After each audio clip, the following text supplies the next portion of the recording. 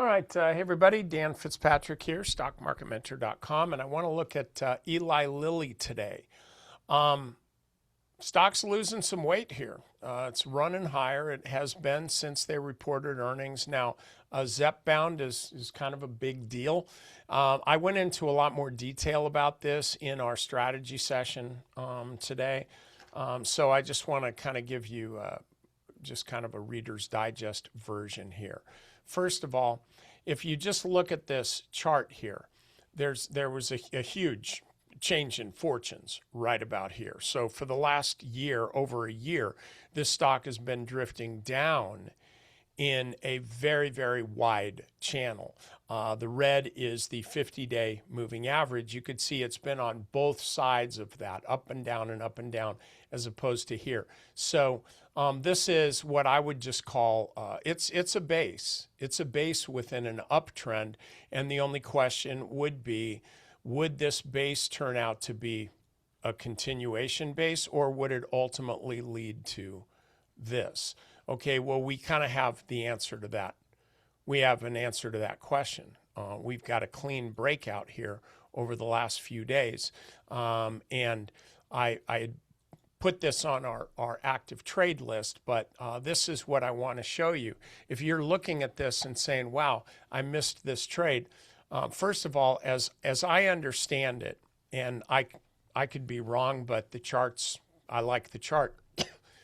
With the cost of these GLP-1s coming down, and you can read all the news about that, that's going to open this market up to a lot of people who frankly just didn't have the money to pay for it, and their insurance would not cover it.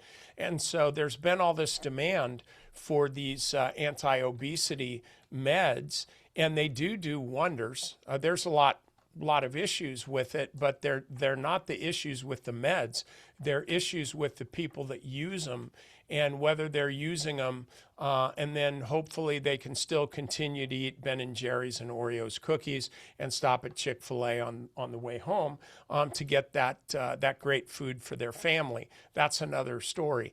But when there's such a huge market for this stuff and they become cost effective, companies that make them, like Lilly, are going to do very well. They just got a huge, massive increase in market for their drugs.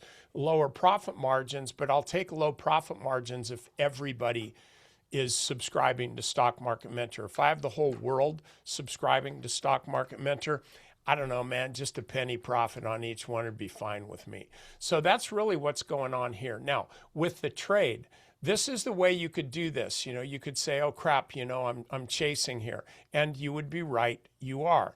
But what you can do is you could look at today's intraday low, and that is 990.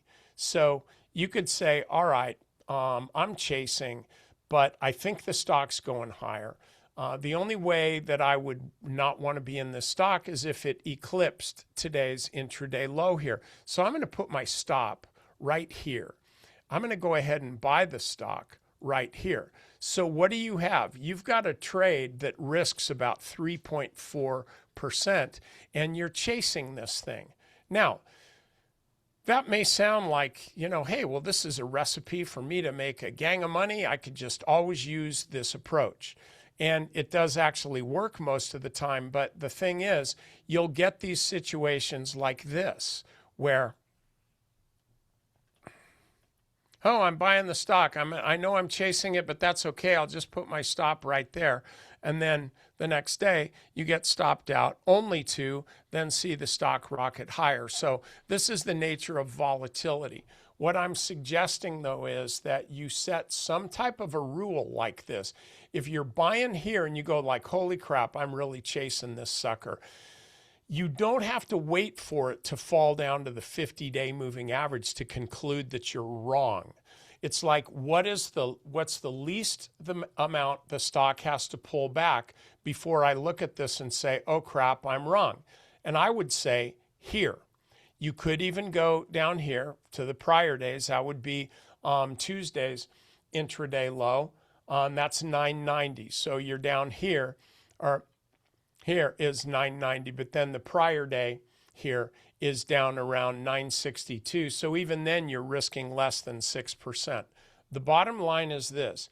When you are chasing a stock, it's really okay to chase a stock as long as you, number one, know you're chasing it, and number two, you're able to put a pretty tight stop in place based on what is the highest price where I would still say, oh crap, I'm wrong. I've just given it to you for Eli Lilly. Hopefully, you can use it for your profit.